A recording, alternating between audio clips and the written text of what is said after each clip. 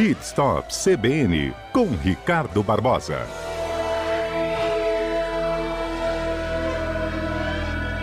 Pois é, e o Ricardo hoje vai nos explicar, no mercado automotivo, o que significa um carro de luxo. O que ele precisa de ter para ser classificado como de luxo. Ricardo, bom dia.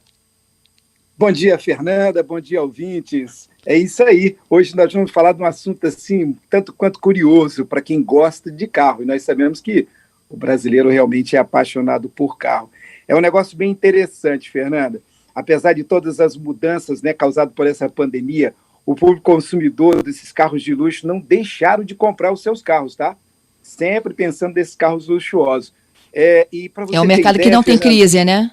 Não. Temos fila de espera aí para mais de 18 meses para receber alguns modelos desse carro de luxo, né? E aí, quando nós falamos logo em carro de luxo, nós acabamos pensando naquelas grandes marcas com os valores altos e não podemos esquecer do status, né? Que dá o dono. Você realmente, quando chega com a Ferrari, é bem diferente do que chegar com qualquer outro carro, né, Fernando? Imagina você chegar com a Ferrari e eu chegando ali com um golzinho. Então, a diferença é grande, né? Vou ir muito alto. Vamos lá, vamos trazer um pouquinho para a nossa realidade, né? E aí, quando a gente acaba falando de carro de luxo, a gente lembra de marcas como Mercedes, Volvo, BMW, Audi, Land Rover. E aí tem a parte de luxo um pouco superior, que a gente pode trabalhar assim, com o Jaguar, o Porsche, o Lamborghini, o Bentley, e não podemos deixar de falar da famosa Ferrari, né? Isso, então, a gente foi lá no top para dar o exemplo, né, Ricardo? Mas temos Bentleys aí que estão competindo aí muito com as Ferrari. O problema é que a Ferrari ela é muito conhecida, está na Fórmula 1 e se tornou algo assim de muito glamour, aquela coisa de ter uma Ferrari, daquele barulho da Ferrari, é a mesma coisa daquele barulho gostoso da moto Harley-Davidson. Quem tem moto aí, os ouvintes que estão nos escutando, poxa vida, ele sabe que ele compra uma Harley, ele tem aquela coisa da sensação daquele barulho. Então, tudo isso é um glamour, é uma coisa que a pessoa acaba sonhando. E aí eu quero dizer que esse mercado está extremamente aquecido.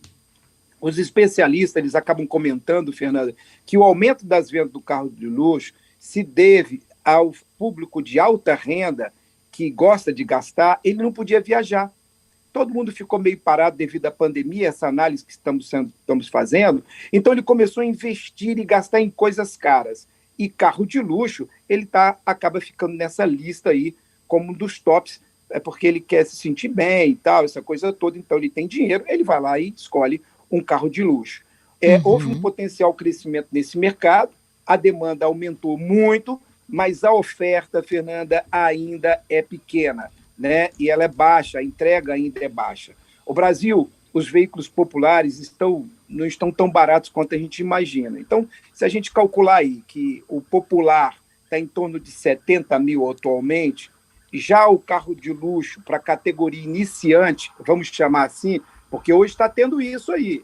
Tem o carro de luxo, carro popular 70 mil, carro de luxo para iniciante gira em torno de 200 mil. Qual é esse aí, de 200 mil? Olha, nós temos várias marcas aí que você consegue comprar com 200 mil. Você compra Toyota, bom Toyota com 200, antes um pouquinho 200 mil, Honda com 200 mil. Você tem uma gama de carro aí que você compra. São carros considerados de luxo, mas nem tanto. Você veja, a Mercedes, por exemplo, ela tirou do mercado o C180. Era um carro que estava valendo 250 mil. Agora só tem o C200. Então, ela está fazendo o quê, por exemplo? Um reposicionamento de marca.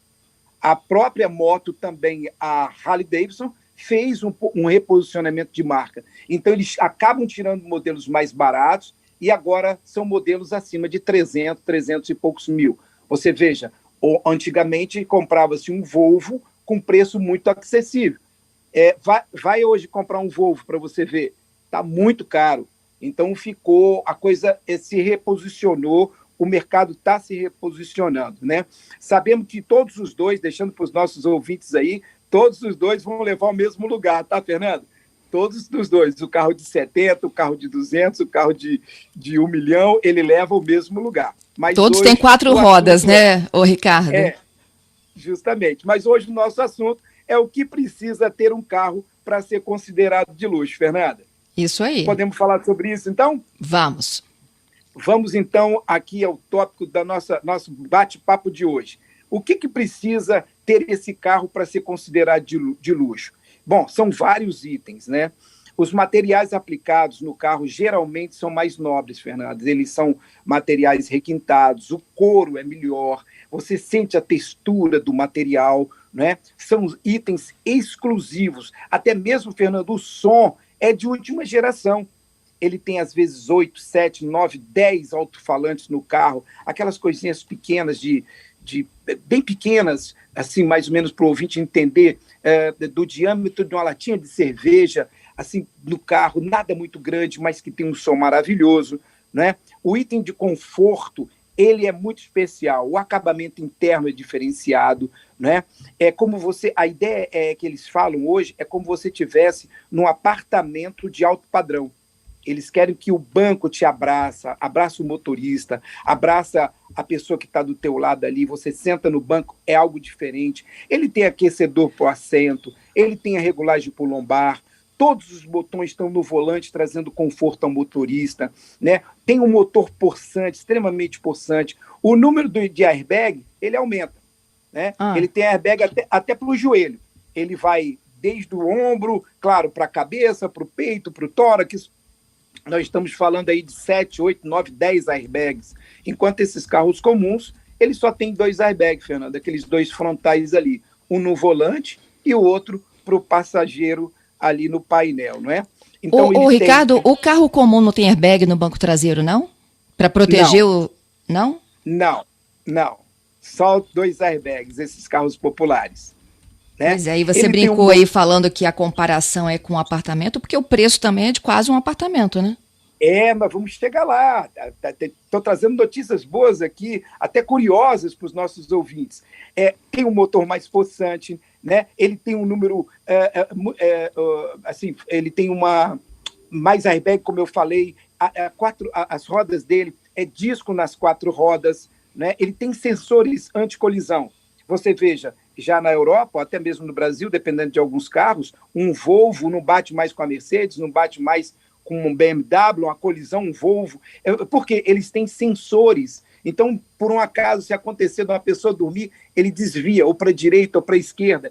Isso também se torna o carro um pouco mais caro, né? O controle de estabilidade, Fernando, você entrou numa curva, fez uma curva que não foi muito boa, o carro vai lá e ajusta por você. Piloto adaptativo, o carro freia sozinho. Então, vamos supor, você está dirigindo aqui no centro de Vitória, na Avenida Nossa Senhora da Penha, e por um acaso o telefone tocou e você foi lá e se distraiu, foi olhar e o carro da frente freou. Ele freia por você, você vai sentir que ele vai frear, a tua atenção vai voltar para o para-brisa, para o volante, para o carro que está na frente, mas ele freou por você. Então, esse piloto adaptativo, que o carro freia sozinho, o ponto cego, ele te avisa onde tem o ponto cego, ele aparece uma luz no painel, ele aparece uma luz no próprio retrovisor, avisando que tem um motociclista, avisando que tem um carro que está mais próximo, né? Ele tem muita tecnologia embarcada e, por último, ele tem um design extremamente arrojado, um design bonito e o preço ele tem que ser alto. No final, depois de tudo isso, fechar com isso aí, o preço acaba sendo caro. E aí, vamos ver uma coisa interessante para os nossos ouvintes acompanharem aqui também. Quando você compra uma Mercedes, vamos fazer uma comparação, hein, Fernando? Quando você compra uma Mercedes com 5, 6 anos de uso e depois você se depara com um Volkswagen, não estou falando nem mal da Fiat nem do Volkswagen, mas peguei como exemplo um Volkswagen e uma Fiat do mesmo período, conseguimos medir e comparar a diferença na prática, né? A Mercedes, no caso, demora mais para ficar mais velho, mais cansado de guerra, ele está mais inteiro, enquanto o outro você observa que ele está mais cansado, ele tem uma diferença. Então, quando você compara um carro de luxo com um carro popular, no mesmo período, 5, 6 anos, você consegue detectar e ver a diferença. Mesmo esse carro sendo um carro mais antigo, você consegue, as pessoas às vezes imaginam, poxa, está de carro zero. Não, às vezes aquele carro já tem 5, 6 anos de uso. Ele demora um pouco mais para mudar de linha. Em média, são 7, 8 anos para esses carros mudar a configuração deles. Então, isso aí é o grande diferencial de você ter um carro de luxo. Ô, Ricardo, já que você citou lá no início a Ferrari, eu tenho uma curiosidade sobre carro de luxo. Você não chega numa concessionária e fala, quero levar uma Ferrari. É assim que funciona? Você pode até fazer. Você pode até ir lá na Itália ou em alguns outros lugares, em Dubai, que se vende muita Ferrari. Você pode chegar lá e falar, olha, eu quero comprar uma Ferrari. A pessoa vai fazer uma entrevista com você, vai ser extremamente elegante com você, mas vai te fazer uma série de perguntas, você vai responder um questionário e eles vão ver se você tem potencial para isso. Mentira, né? Eles vão pensar ainda se eles vão me vender? Vão ver se você tem potencial para isso, se você tem condições realmente de ter uma Ferrari.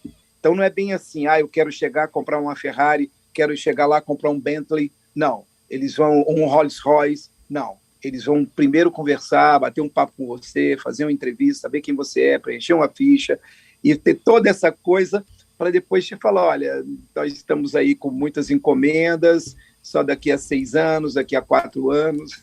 É mais ou menos por aí. A desculpa vai ser essa, não vai dizer não vendo, mas vai dizer, às vezes, outra coisa para você. Agora, o famoso, um cara que teve aí que surgiu aí do nada e ficou muito famoso mundialmente, eles também têm interesse de ter aquele produto na mão desse famoso, né? É uma questão de troca nesse sentido. A publicidade, então vale muito a pena, mas não é bem assim não. Não é só ter dinheiro, você tem que ter também algo a mais. Olha só, eu não imaginei. E quando você quer comprar um carro de luxo, ele tem sempre à disposição zero ou você precisa de encomendá-lo? Tem que encomendar. Hoje em dia você chega... Vamos considerar o seguinte, premium e de luxo, só para fazer essa relação para os nossos ouvintes entenderem. O carro premium hoje, você encontra nessas concessionárias de Vitória com muita facilidade. Agora, você quer um carro de luxo mesmo, aquele carro que nós estamos falando de um Porsche, nós estamos falando de um Bugatti, nós estamos falando de tantos outros carros nesse sentido, você vai só encontrar muitas vezes em São Paulo. Você tem carros premium aqui, você encontra Volvo, você encontra Mercedes, você encontra... Agora, se você quiser um de luxo dessa categoria, você vai ter que pedir. E aí você vai dizer, olha, eu quero um de luxo, 100% elétrico, assim, assim, assado, aí você vai encomendar esses carros. Nessas mesmas concessionárias de Vitória, você encontra, mas você vai ter que encomendar, né? Então, isso aí tem um diferencial. Esses carros, eles só vêm por encomenda, porque você escolhe a cor do banco, a cor da costura do banco, você escolhe uma série de detalhes ali, se você quer com geladeira, se você quer sem geladeira, né? Aquele mini frigobar, uma série de coisas, você quer um bordado da marca do teu nome, inicial do teu nome no banco ou no encosto de cabeceira ali do banco. Tem uma série de coisas interessantes aí que o glamour, o dinheiro vai lhe dar, Fernanda. Basta você ter essa condição, né? Qual é o carro de luxo mais vendido no Brasil hoje? Olha, boa pergunta. Fui fazer essa pesquisa aqui e me surpreendeu. Eu separei 3 carros de luxo usados, os mais vendidos usados. E, por incrível que pareça, Fernanda, deu Porsche nas 3 categorias. O ano passado, 2020, né, virando alguma coisa de 2021, os carros mais vendidos, o primeiro lugar foi o Porsche 718, é o Cayman GTS 2019. Esse carro está custando R$417 mil. Em segundo lugar, deu Porsche Cayenne Turbo 2020, 475 mil. E em terceiro lugar, que é um carro dos sonhos, realmente, eu acho fantástico esse carro, se tivesse condições, eu teria pelo design dele, é um negócio lindo, é o Porsche 911 Carrera Coupé. O 2017 está por R$587 mil. Tudo isso aí, valor de um apartamento, tá? Valor de um apartamento. Então, não é a Ferrari o luxo mais popular, é o Porsche no Brasil. No Brasil é o Porsche. Em São Paulo você encontra muito Porsche. Rio de Janeiro, ali naquelas mediações ali das ruas mais famosas do Rio, como São Paulo também, você encontra muito Porsche, você vê muito Porsche, você vê Lamborghini, você vê uma série de carros que aqui em Vitória, uma vez ou outra, você acaba vendo, mas lá você vê com bastante frequência. E por incrível que pareça, nessa pesquisa, deu esses 3 carros, deu a Porsche. os 3 mais vendidos no Brasil no ano 2020, com alguma coisa pegando 21 também. O Marco, ele está perguntando se o mercado de luxo não é tão inflacionado aqui no Brasil. Com certeza, com certeza. O dólar batendo aí a 6, aí ele fica um valor muito maior. Tanto é que os vendedores, quando você comenta, você vai em feiras, em Las Vegas, em Dubai, você vai em outras feiras, as grandes feiras aí em Miami, as pessoas falam assim, poxa, o brasileiro ele é muito rico. Aí você pergunta, mas como assim o brasileiro é muito rico? Porque ele consegue comprar um carro 5 vezes mais caro do que nós temos aqui, poxa. E é verdade, então são poucos que compram, mas acabam comprando. Então ele é um mercado que inflaciona muito, nosso preço, nosso valor do carro é muito caro. Haja visto que se você comparar o carro que é fabricado aqui no Brasil, o Volkswagen, a Fiat e tantos outros, a GM, que é levado para os Estados Unidos e é vendido lá, você não acredita. Para o México, a Volkswagen do Brasil vende muito no México, na Argentina, você não acredita o valor do carro lá. Enquanto aqui nós estamos falando em 70 mil reais, lá nós estamos falando com um valor muito menor. Então, Rubens, é só uma questão de pesquisar. O Rubens está nos Estados Unidos, ouvindo a gente agora, e diz o seguinte, no caso de Ferrari, ou você é famoso e compra logo um 0, ou você começa do usado. Quando ele é usado, ele deixa de ser de luxo? Não. Obrigado pela audiência aí tão longe, tá, Rubens? Mas, olha, ele não deixa de ser de luxo, ele continua sendo de luxo. É difícil, para quem não conhece, imagina que ele é 0, porque aqueles carros estão sempre impecáveis, estão sempre bem ilustrados, lavados. Esse cara só sai bem impecável. Então, na hora que ele chega, minha amiga, ele chega já fazendo barulho, aquele ronco, ele já chega, Fernando, dizendo que está chegando. Então, não tem essa. É claro que isso no Brasil, né? Já em outros países, por ter tantos, passa a ser uma coisa muito popular, mas ele não perde o glamour de ser um carro de luxo. E é verdade, a pessoa, quando não é tão famosa, ela acaba comprando um usado e utiliza. O problema é manutenção. Tem que ter dinheiro para uma manutenção, né? Nós estamos falando de, às vezes, uma pequena manutenção, um valor de um carro usado ou um valor de um carro como esse, nós estamos conversando de 70 mil reais, 80 mil reais, uma manutenção de uma Ferrari, de um Bentley e tantos outros aí. Você deixa ali na concessionária, assim, sem sombra de dúvida, um carro popular. Tem que ter muita bala na agulha, né, para ter um carro de luxo no Brasil. É verdade, é verdade. E aí, Fernando, você quer saber qual é o carro de luxo mais caro? Até para matar a curiosidade dos nossos ouvintes. É um Bugatti Lavatouri Nori. É um carro que ele foi produzido, ele custa 12,5 milhões, 72 milhões, tá? Esse de dólares, tá? 12,5 milhões de dólares, perdão, 72 milhões de reais, e com as taxas ele vai para 107 milhões. É um modelo que conta só com um exemplar e ele já foi arrematado, já está com um grande milionário aí. Então, você que quer comprar esse Bugatti, não dá mais. Tem que esperar ser fabricado outro. Obrigada, Ricardo. Até segunda. Bacana, minha amiga. Um abraço a todos e obrigado aí por esse amigo Rubens tão longe aí, prestando essa audiência com a gente aí, tão qualificado. Valeu, gente.